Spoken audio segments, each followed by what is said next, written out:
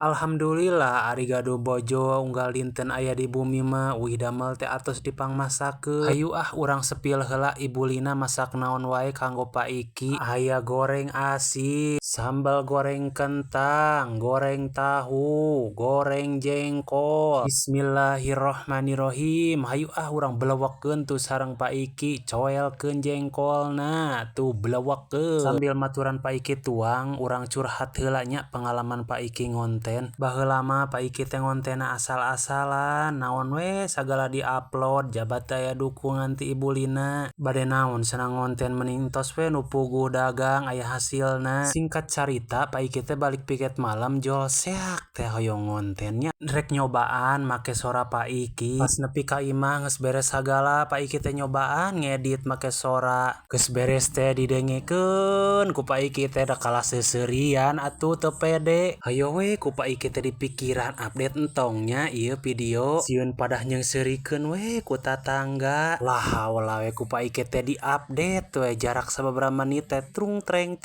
cenah nu komen. Alhamdulillah responna teh sae kaladugi ka ayeuna we tuluy ngonten Pak Iki teh.